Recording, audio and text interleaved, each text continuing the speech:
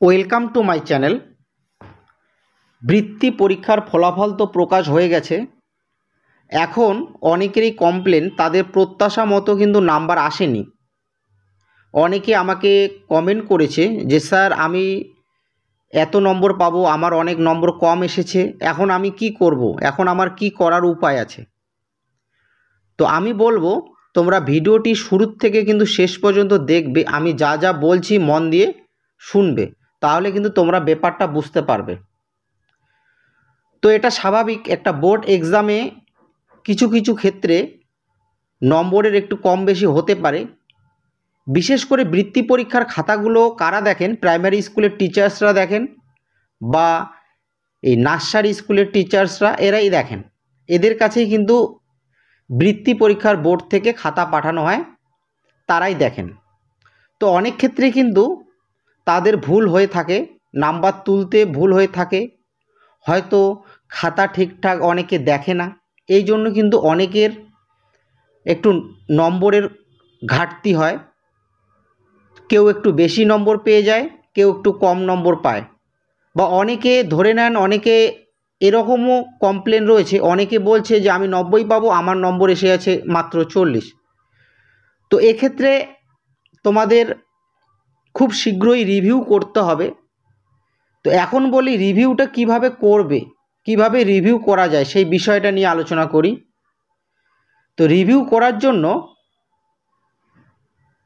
করার জন্য তোমরা কি করবে, তোমাদের যে বৃত্তি পরীক্ষার অ্যাডমিট কার্ড আর মার্কশিট তোমরা যে পেয়েছো, মার্কশিট এবং অ্যাডমিট কার্ড, সেই মার্কশিট আর অ্যাডমিট কার্ড নিয়ে তোমরা স্কুলে যাবে এবং স্কুলে গিয়ে বলবে যে স্যার আমি রিভিউ করব, কিভাবে রিভিউ করা যায়।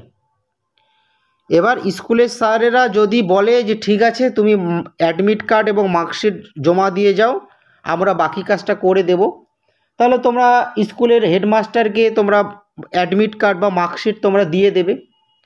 যদি স্যারেরা বলেন যে এই বিষয়ে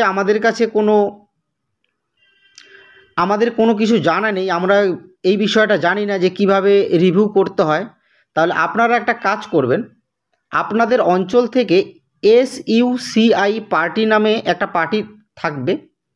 প্রত্যেকটা অঞ্চলে, প্রত্যেকটা জেলায় আছে এই SUCI পার্টি। এরাই বিশেষত কিন্তু স্কুলে এসে এই বৃত্তি পরীক্ষার জন্য কিন্তু ফর্ম ফিল আপ করান। তো এনাদের সাথে আপনারা যোগাযোগ করতে পারেন, ঠিক আছে?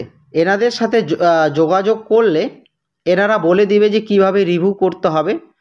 তো এরাই বলে দেবে যে কার কাছে গেলে তোমরা রিভিউটা করতে পারবে।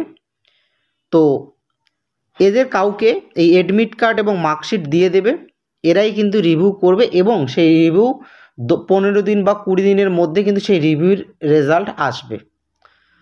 তো আপনারা এটাই করবেন।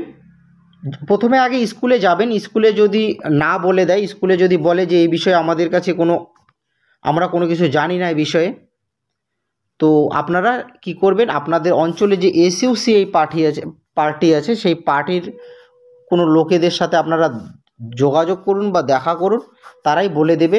এবং তাদেরকে যদি অ্যাডমিট কার্ড এবং মার্কশিটটা দেওয়া হয়, তারাই রিভিউটা করে দেবে।